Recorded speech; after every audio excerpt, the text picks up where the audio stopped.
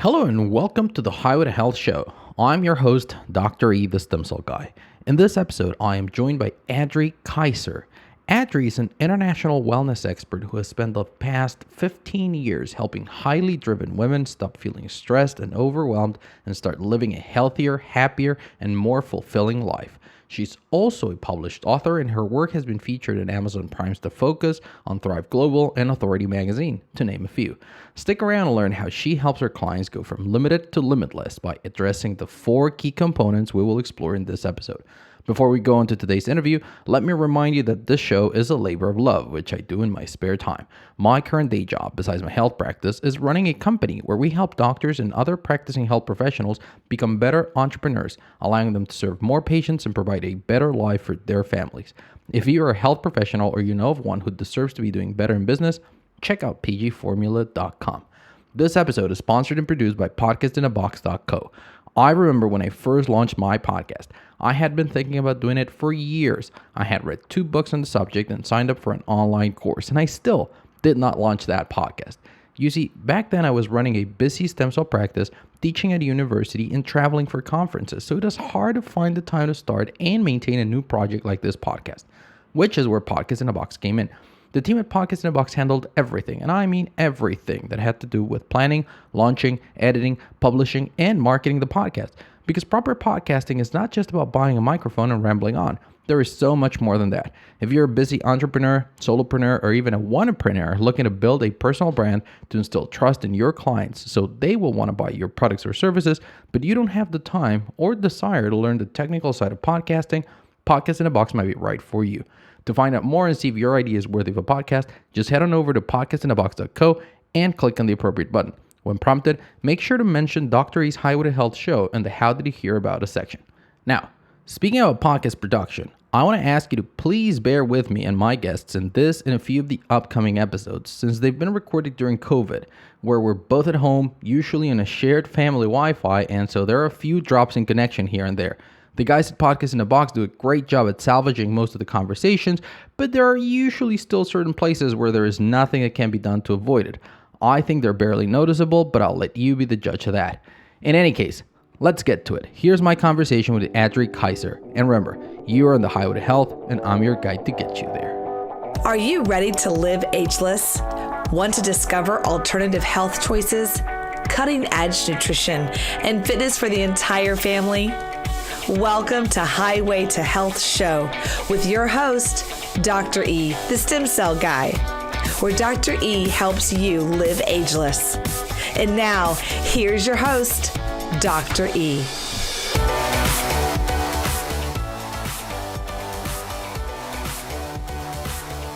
Hello and welcome back to another episode of the Highway to Health Show. I'm your host, Dr. E, the Stem Cell Guy, and sitting with me today is Adri Kyser. Adri, how are you today? I'm doing great. Thank you so much for having me.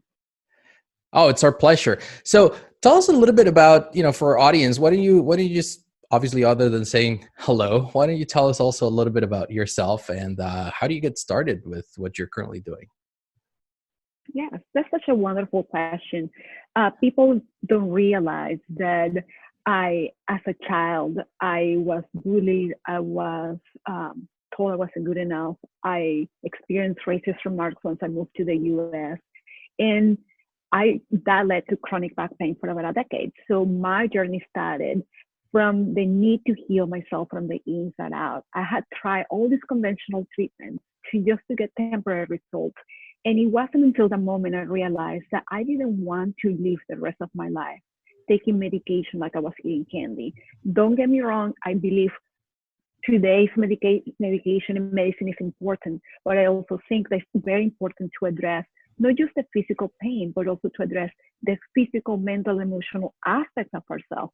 For me, in that particular moment, I'm playing with at the time he was about 7 years old, I'm playing with my 7-year-old son.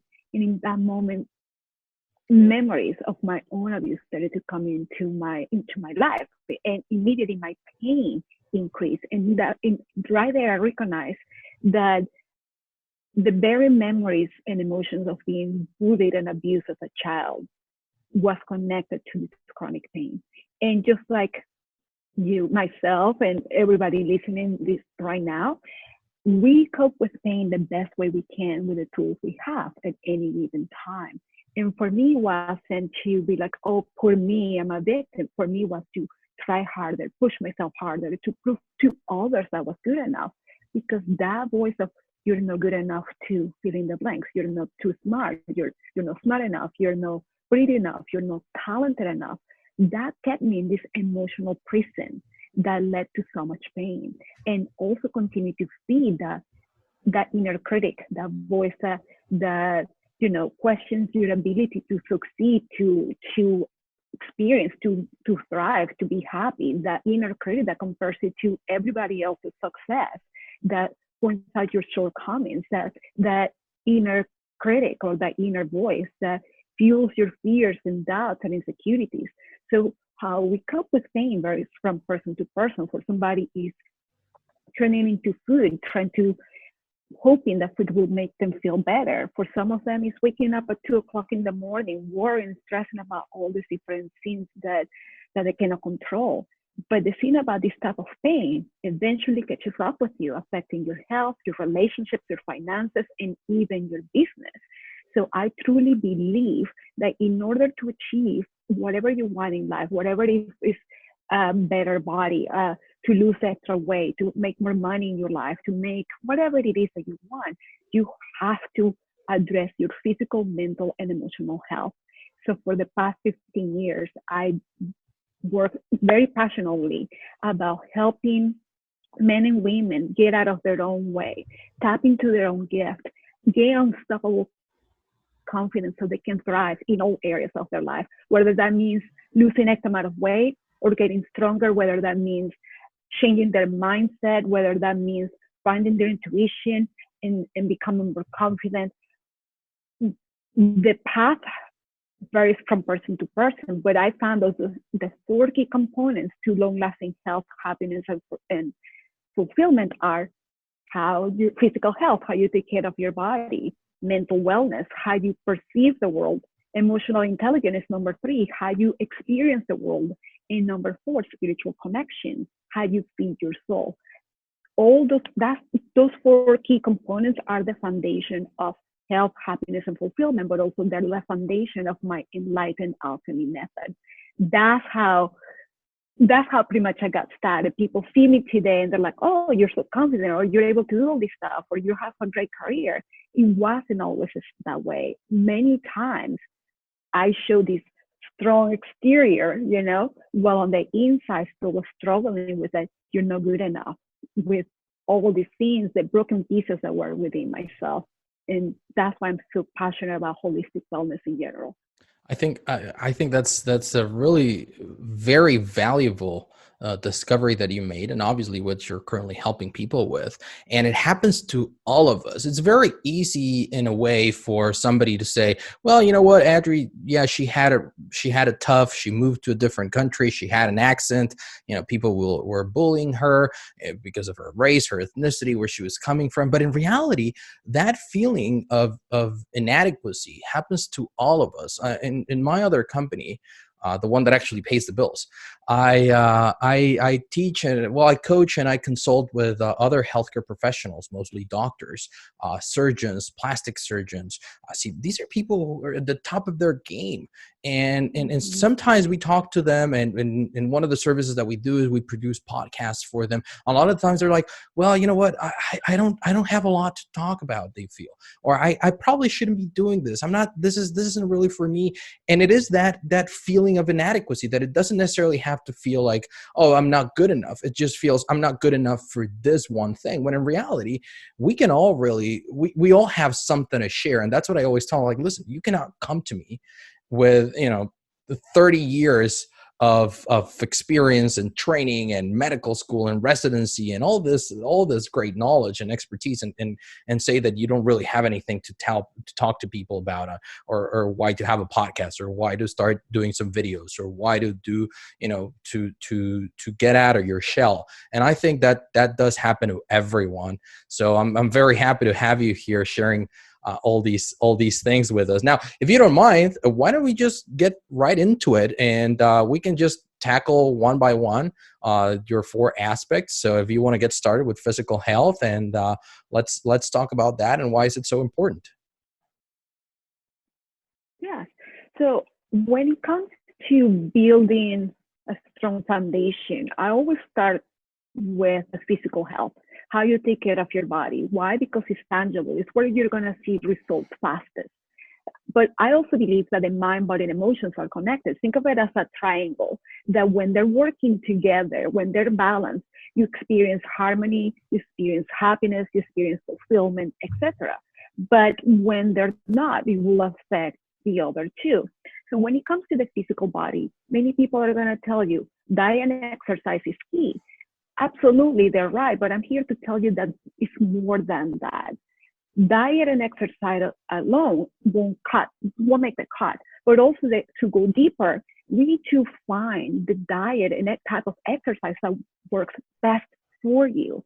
There are a million diets out there. There are a million types of exercises out there. And what works for one person or 10 people may not work for you.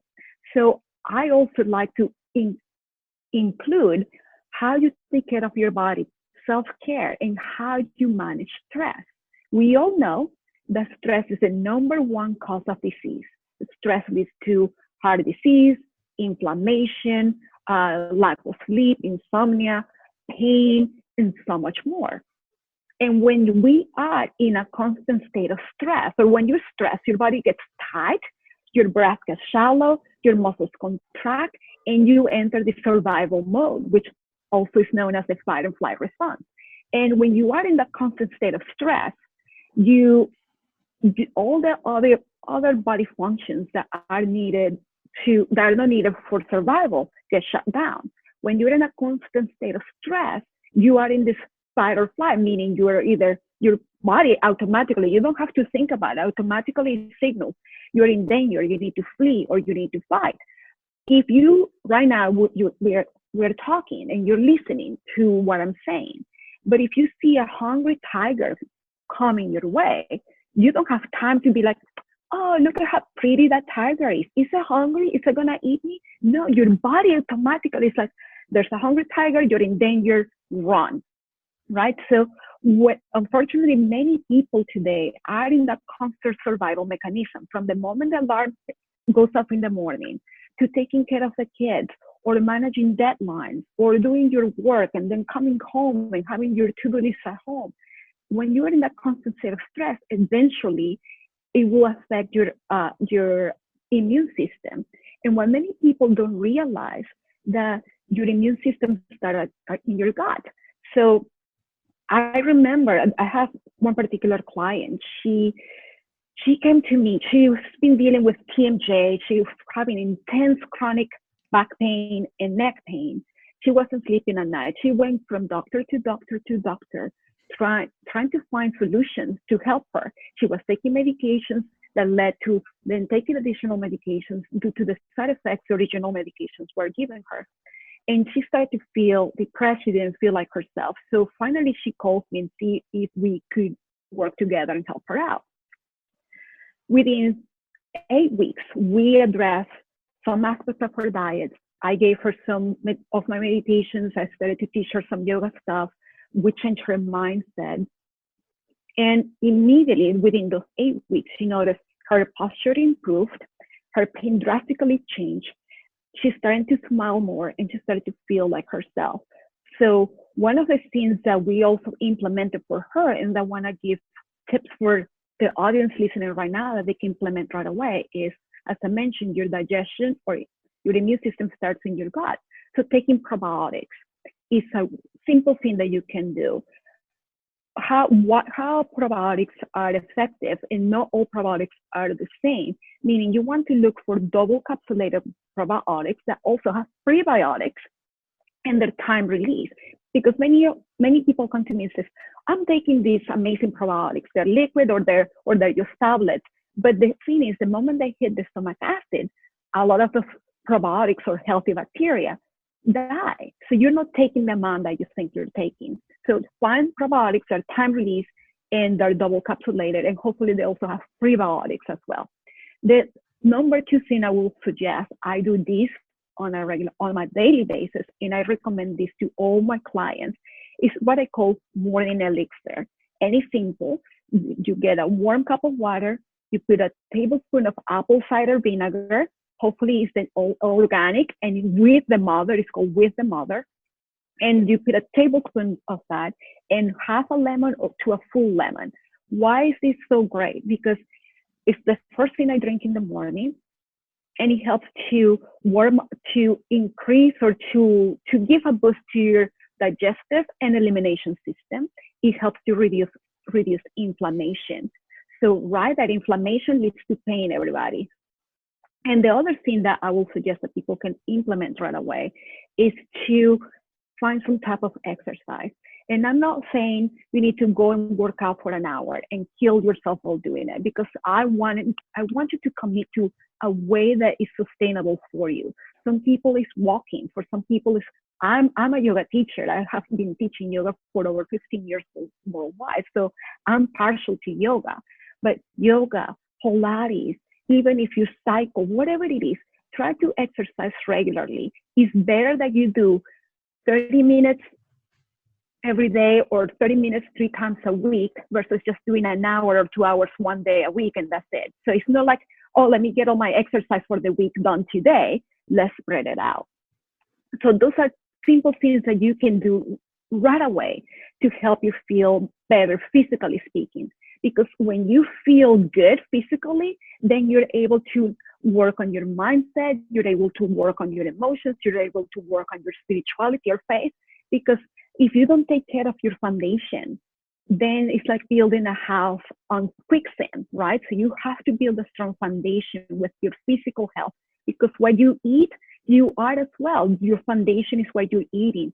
And not only the quality of food that you're eating, you have to make sure that you're eating organic, that you're eating your fruits and vegetables, that because the quality of our food today is not the same as it was 20 years ago due to fertilizers and the soil condition, etc. So that's pretty much that handful, aside from hydrate and make sure you sleep.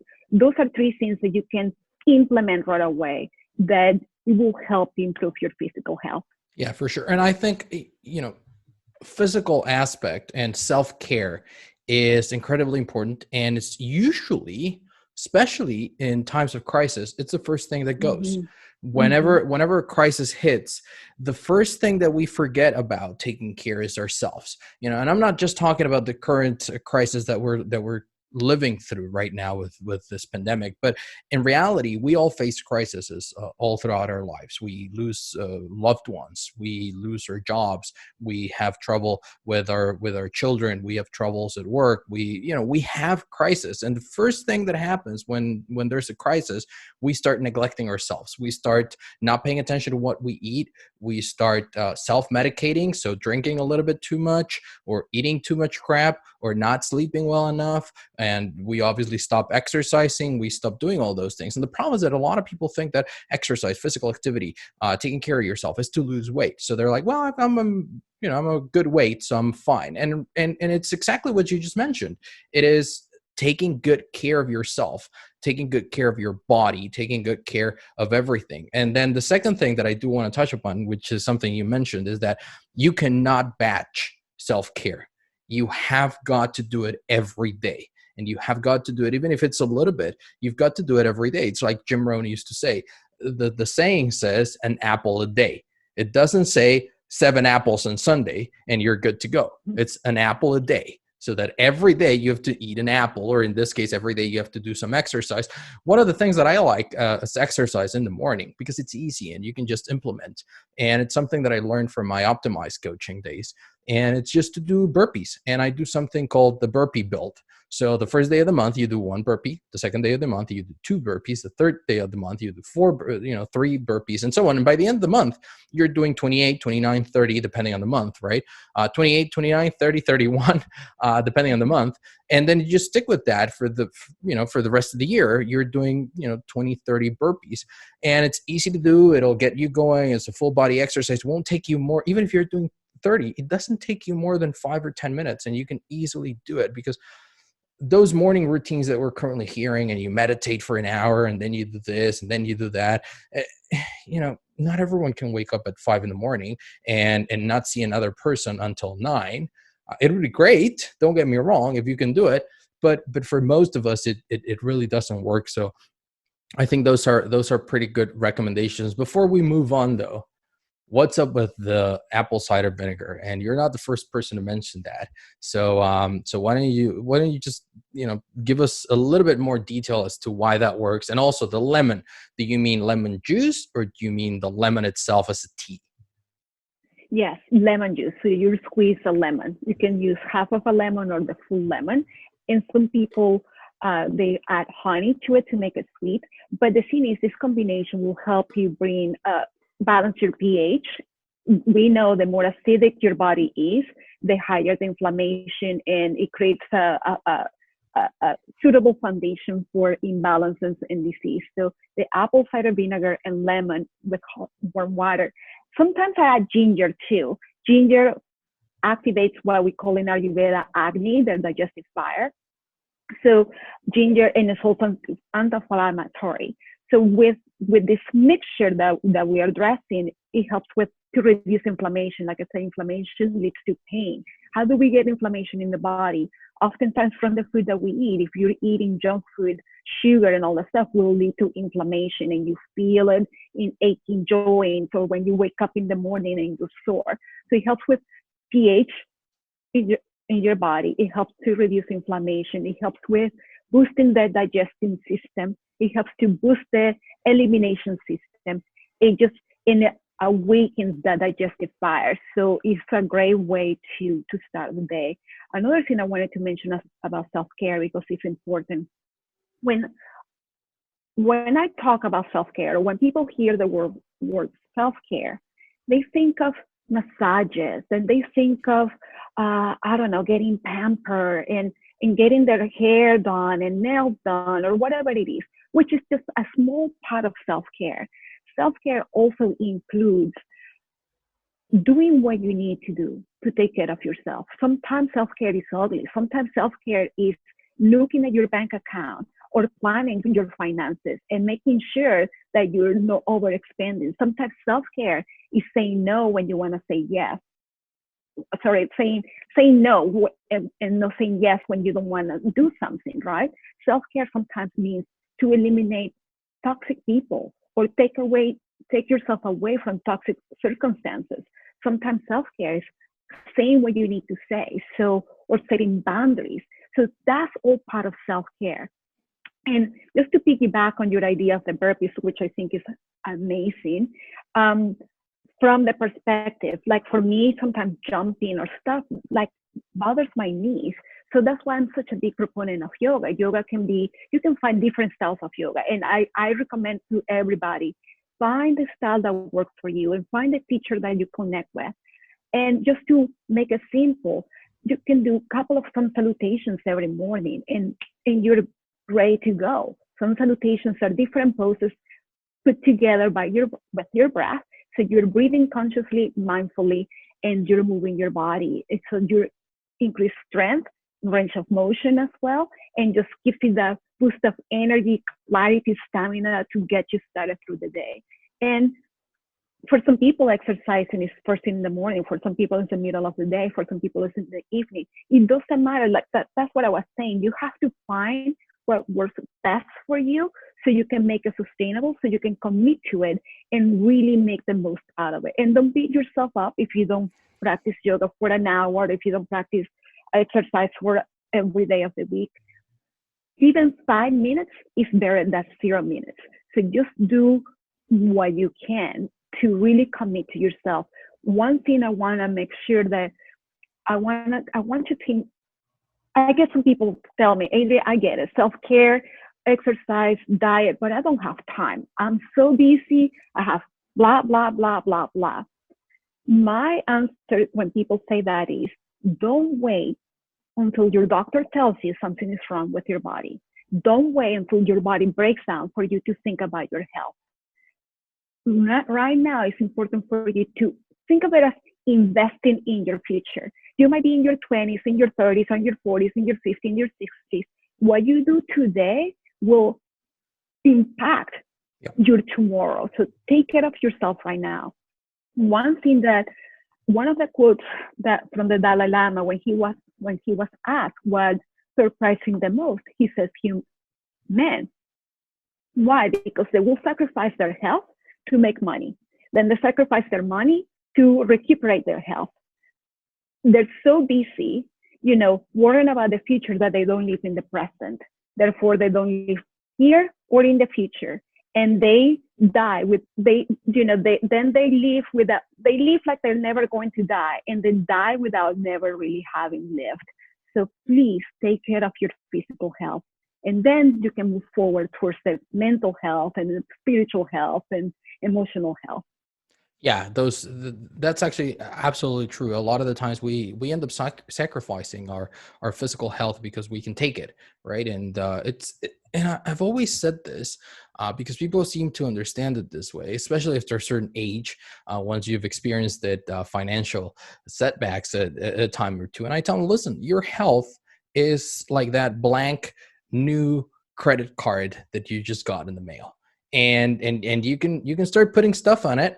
And the first statement is going to come through, and you just have to pay a couple of dollars, and you're good, and you still got some credit, and then the next one, and then the next one, and the next one, and suddenly you're going to find yourself drowned in debt, because no matter how much money you're paying, it's only covering the minimum, and you feel drowning all the time. And it's the same thing with your health. And what you're saying is absolutely true. If you're in your 20s and you're every day making deposits into your health, into your self-care, those deposits start compounding. Now, what happens if you're 40, 45, 50, and you've never done those deposits?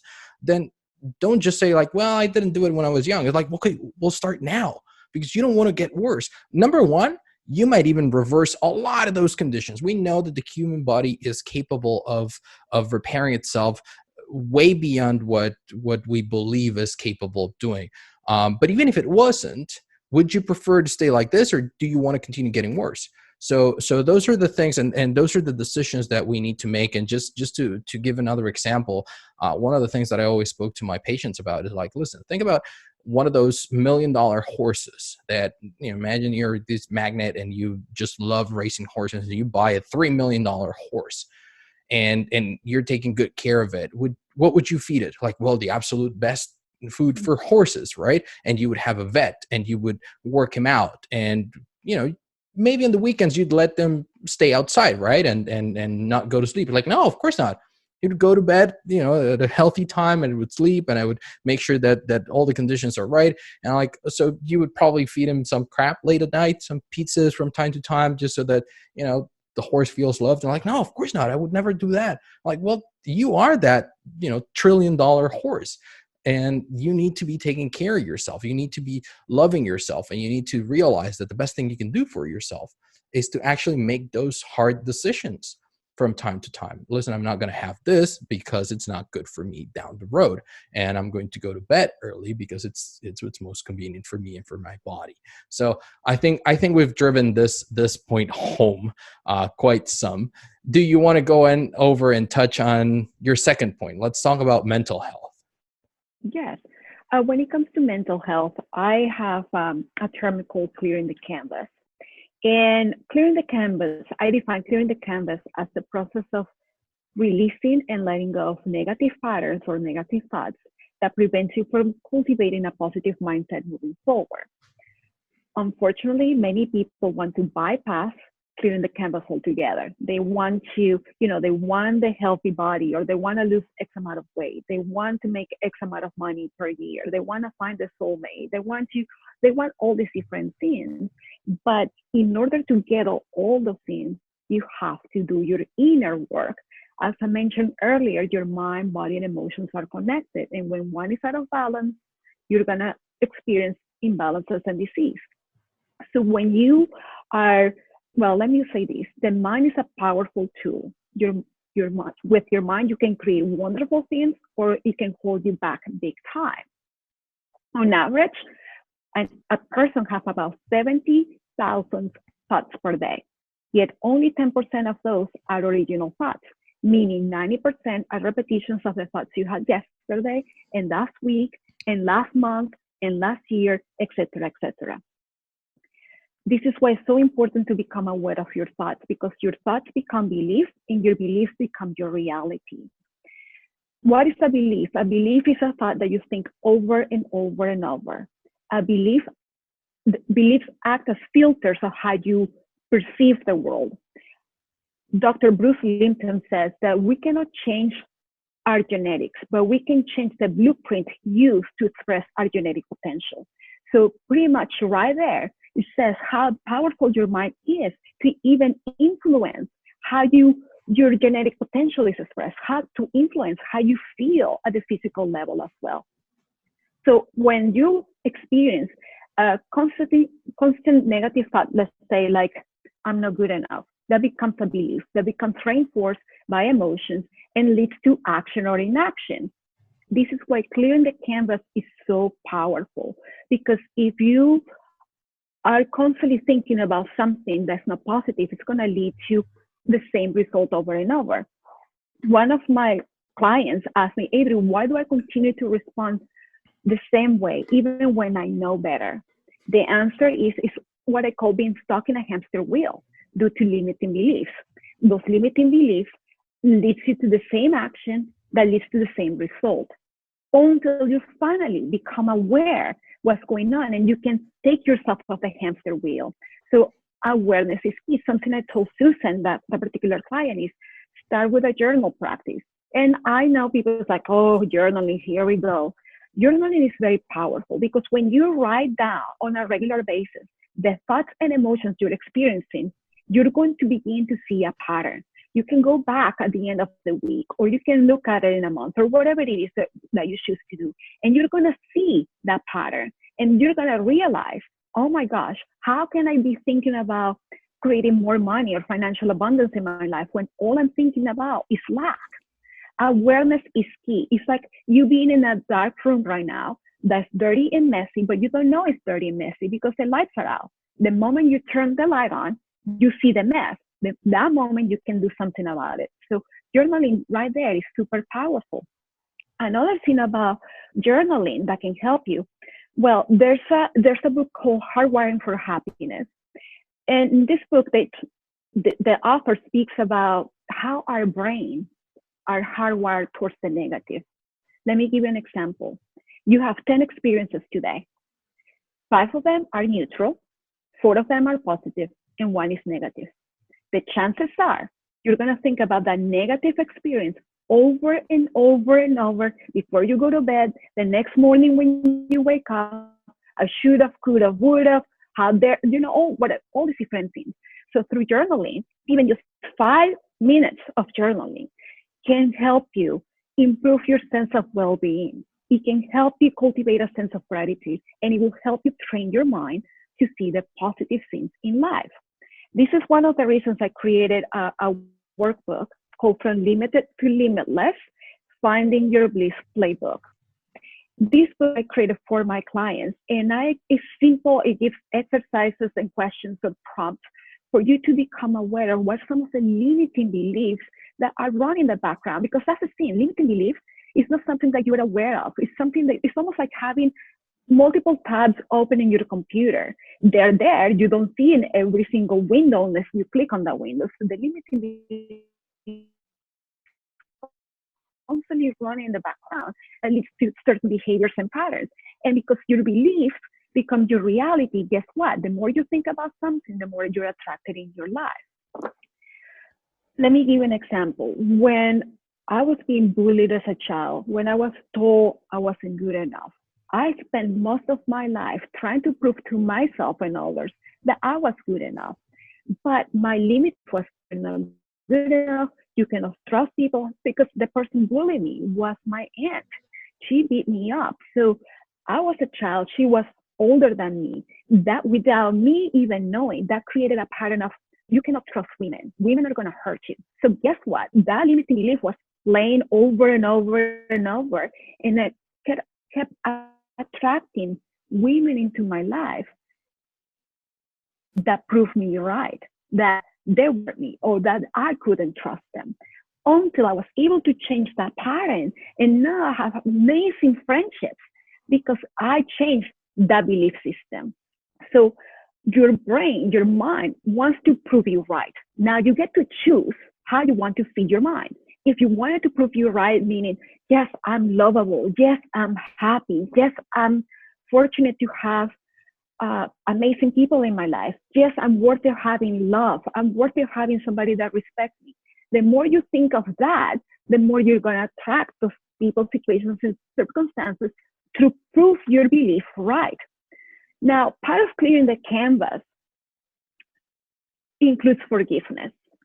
For some of you, that means forgiving a specific person. For some of you, it means forgiving yourself. For me, it meant forgiving my aunt. Forgiveness doesn't mean that what happened is right or that person is right or that you're right. Forgiveness means that you take back control of your feelings, that you take back control of your power. You're no longer attached to the negative emotion, thoughts, and feelings that brought the negative situation that keeps you attached to it, keeps you from moving forward. So forgiveness is truly for yourself, so you can feel empowered, so you can move forward in life, so you can bring now the positive things that you want to attract, so you can really find that sense of wholeness from within. So that's one of the things why I believe that mental wellness is so powerful, because if you begin to cultivate awareness, if you begin to realize I'm responsible for my own well-being, I get to choose how I feed my mind. I get to choose the thoughts I want to be thinking about. I get to choose the experiences that I allow into my life. Then that inner critic, that imposter syndrome that's a plague for many people, is no longer valid, because now you realize, wow, I'm a wonderful human being. Nobody else is like me. Nobody has my voice. Nobody has my hair. Nobody has my life experiences. There are a million doctors out there. There are a million yoga teachers out there. There are a million actors in whatever profession you think of. There are a million people doing the same thing. So what's different? Their experiences, the way they speak, the way approaches, the way they move forward in life. So when it comes to your mental wellness, it's recognizing that you have the power of how you want to feed your soul. So you start with a physical health. You take care of your body. And then because your body's feeling healthy, then you are able to begin to cultivate a positive mindset. Think about it. If you eat junk food every day, are you going to be thinking feelings of, I am so happy and energized. Let me go out for a walk. Let me really read an inspirational book. Let me do my inner work. No, you're feeling horrible. You're lethargic. You're feeling heavy. You're tired. Your brain is foggy. The less you want to do stuff, then you start to feel lonely and sad and blue, and the negative thoughts begin to come in. And then somebody says something and you get triggered. So that's realizing the power that you have at any given time.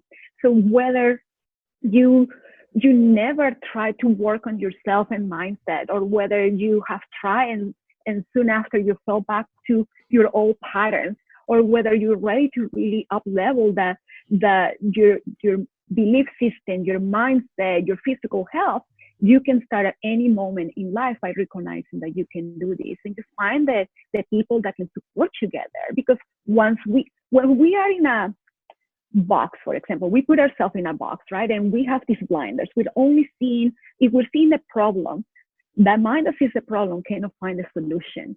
So when we are in the state of like, oh my gosh, everything is going to the left, we are in this pandemic, people are losing jobs, and all these different things are happening. When you concentrate only on the problem, you cannot get yourself out of the problem unless you have the awareness and work on yourself. And sometimes we need that help from people that have been there and they can help us move forward in life. Even the most professional athletes, even people in the A game, have coaches, have mentors, have friends that be like, hey, Adri, I recognize that you're doing this again. It's time to turn it. Oh, wow, I didn't realize I fell back into that trap again. So that's part of why the mindset is so important, because once, let me give you a side note of this. Oftentimes we're doing our personal work or our inner work, right? And you're like, oh, I finally healed. Let's say I finally overcame being bullied as a child. And all of a sudden somebody says something and I'm right back to that moment feeling, oh, I'm not good enough and all this stuff. So it's almost like peeling the layers of the onions. Every step you do to work on yourself takes you a little deeper and takes you a little closer to becoming the best version of yourself. So don't get discouraged if you fall back in a trap, or if you're like, oh, I thought I fixed this issue and it's back again. Well, there's more work that you need to be doing. And instead of getting upset or like, oh, defeated by not accomplishing it, actually celebrate and recognize, oh my gosh, this pattern show up again. That means I get to learn different tools to help me overcome this obstacle. So then I can take the next step and the next step. And every step you take, it comes with a share of gifts and talents and opportunities, but also it shows a brand new set of obstacles that are there as lessons to help you become stronger. So you get to choose if you want to see challenges and obstacles as something that's going to prevent you from getting to where you want to be, or as opportunities and lessons for you to grow. So it's all about shifting your mindset and changing the narrative of your own story. Yeah. And not to spend so much the entire interview here, but just to really drive the point home, right now we are seeing a lot of that, and we are seeing how a lot of people are afraid. A lot of people are scared about what's happening. Most people are scared and afraid about what's happening because they think that, if nothing's going to be the same and everything's going to, go down the drain. But in reality, I think it's more that's not going to change than what is going to change. Now, is the world going to be the same after this pandemic? Of course not. A lot of things will change, but most of it will not change. And we will, people will still require our services, will still require our products, will still require our gifts. So it is very easy to default to the negative. It's very easy to default to everyone who's losing their jobs, everyone who's doing this, who's doing that, and not notice all the new opportunities that are coming up. There's companies that are hiring people. There's new job positions that are coming up. A lot of us are now working from home, and that's becoming the norm. So this is something that a lot of employees, especially in the younger side, they've been asking for. They want more remote work. They want more flexibility. They want more freedom, and they couldn't get it in different workplaces. And now that everyone's been forced to do it, they're like, okay, wow, this is really opening the eyes of our employers, that now it's my job, it's my duty to really overperform in this time, so that they realize that this is a good way moving forward. And it's all in the mindset, like you very well said. And I completely agree with you that it is something that, we need to train ourselves.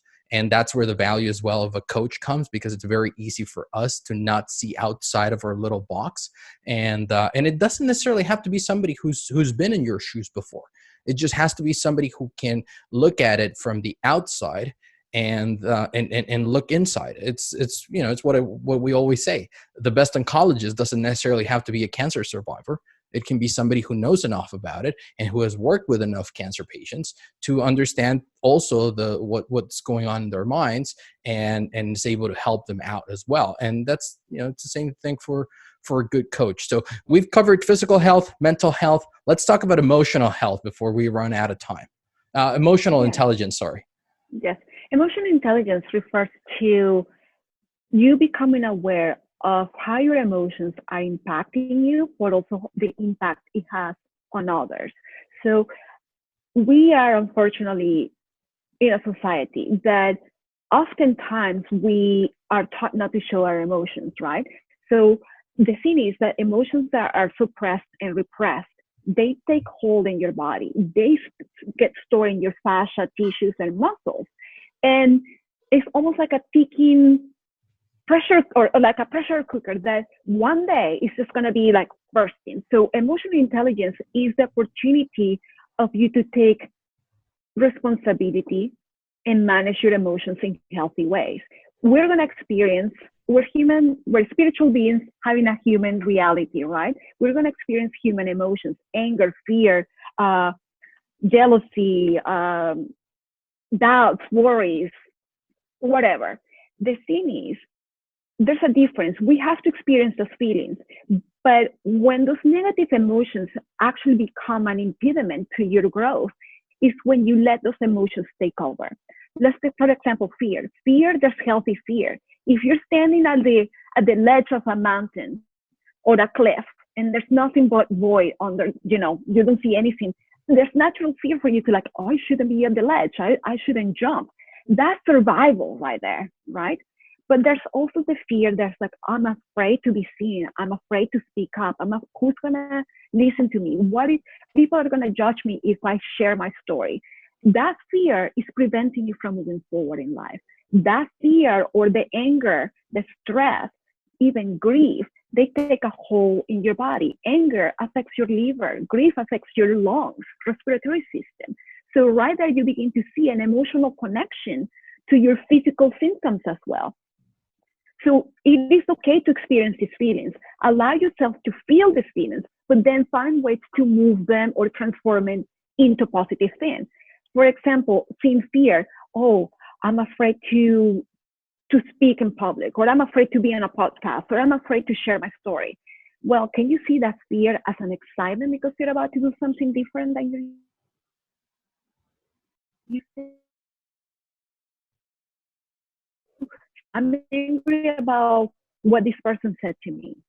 Well, why am I choosing to be angry about? What did that person actually said to me that made me so upset? And with that perspective, you get to choose right there. It's like, okay, how can I use anger as something that's teaching me or pointing out something within myself that I need to become aware of or that I need to address and assimilate? One of the things about managing emotions too is we see it in nature. Animals, when they go through any type of trauma, they shake, they move, and they move on. They get it out of the system. We are the only creatures that continue to beat ourselves over and over and over for the mistakes we've done in the past. So, and I'm not saying that you're going to walk, let's say if you're driving, somebody cuts you off in traffic. I'm not saying that you're going to have to shake and stuff just to get that adrenaline surge out of your system. I'm just saying you have to find ways to release that energy. So this is again why exercising is a great positive way to release that excess energy or pent up emotions that you may be feeling. As a yoga teacher, there are times when I'm teaching a class and towards the end, the final relaxation pose, I think people burst into tears. And after the class, many of them come to me and say, I don't know what happened. I just started to cry for whatever reason.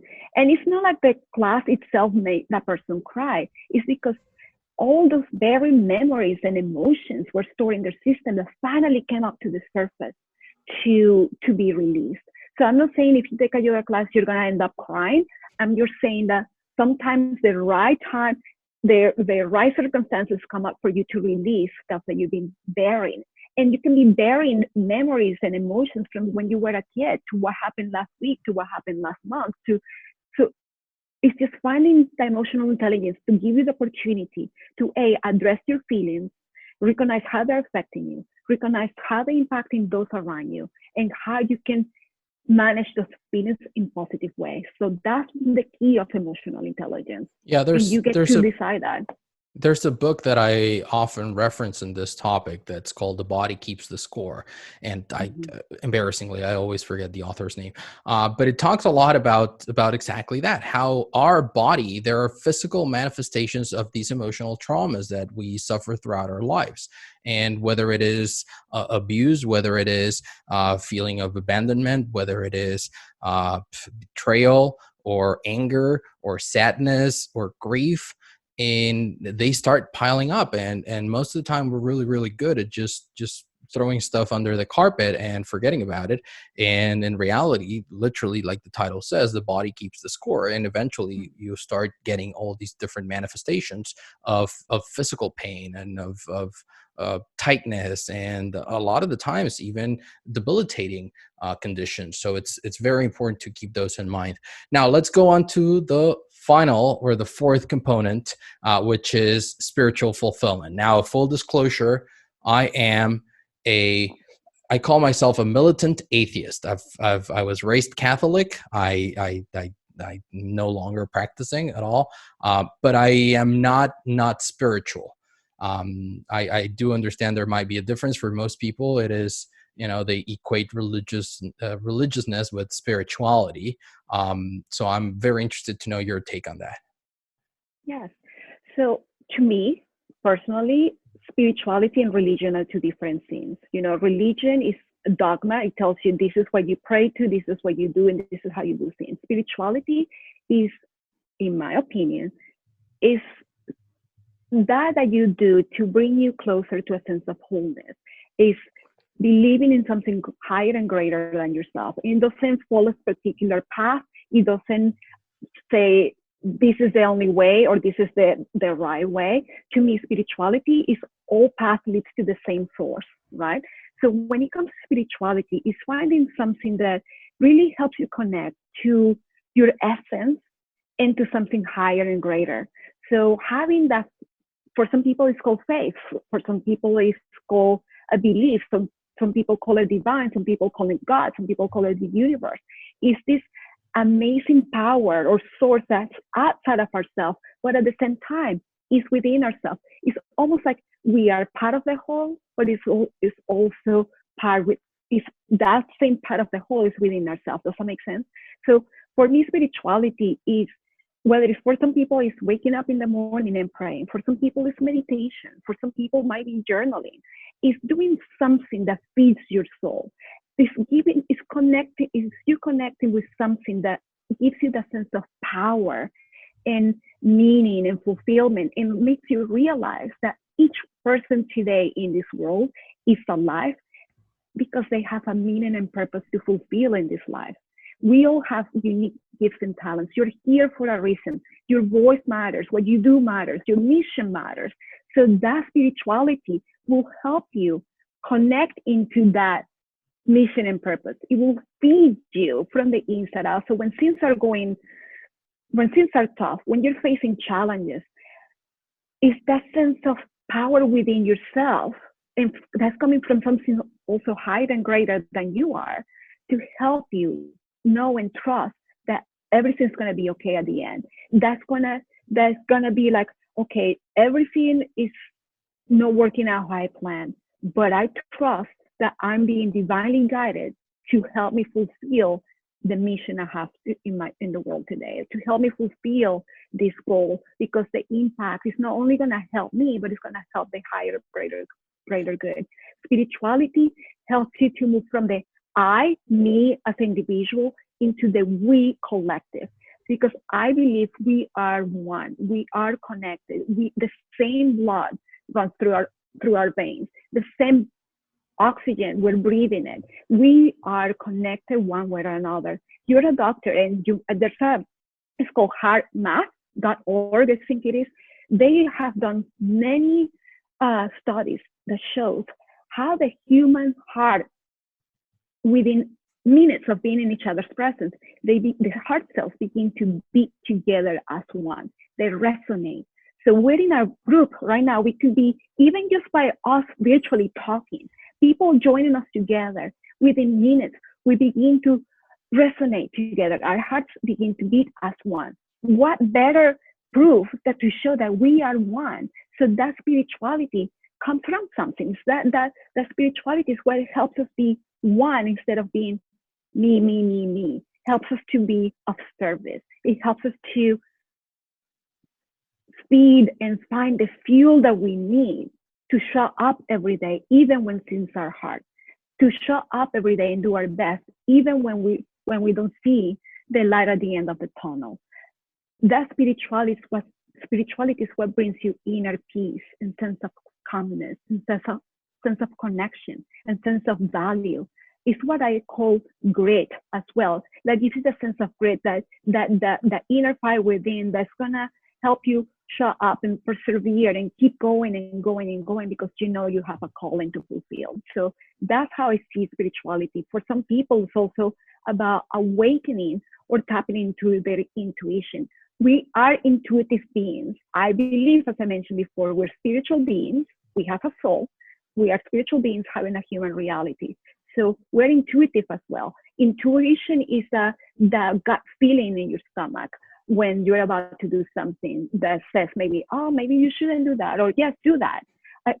For some people, it's that thought or that voice that they hear. Go and send that email right now, or go and buy this, or don't go out today. That's your intuition, and that intuition is your soul communicating with you. And the more you listen to your intuition, the stronger this voice becomes. If you don't listen to your intuition, then the voice becomes smaller and smaller and smaller. It doesn't go away, but now you have to sift through a lot of stuff in order for you to listen to that voice. So just like any muscle that when you exercise, it gets stronger, your intuition, you need to listen to it, practice or do techniques and exercises to help you become more attuned to your intuition.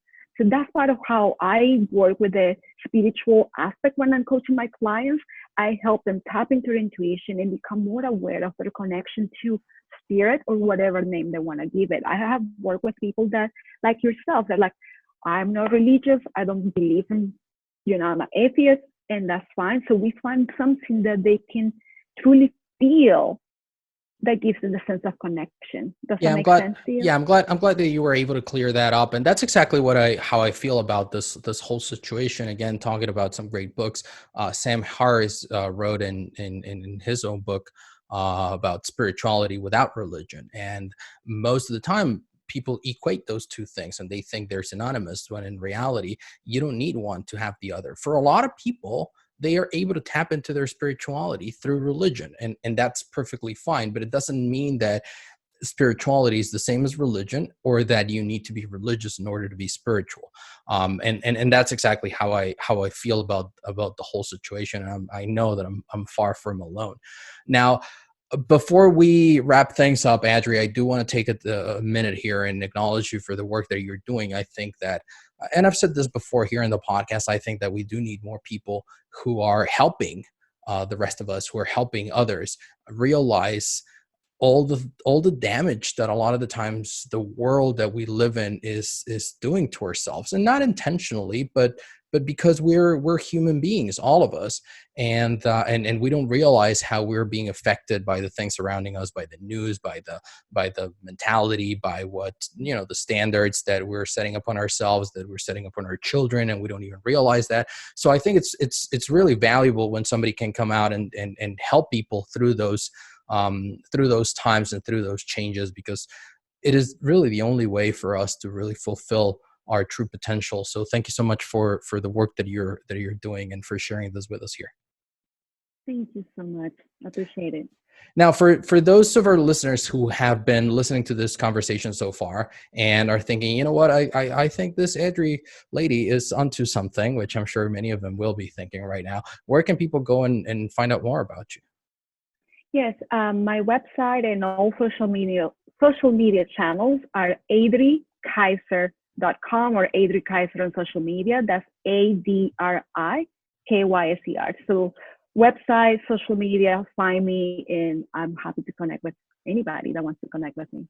And for you who are listening to this right now, you know how this whole thing works. And on our show, all of those links are down in this episode's description. So you just go to your podcast app and scroll down to the description, and you'll find the links directly there that you can just tap and go to.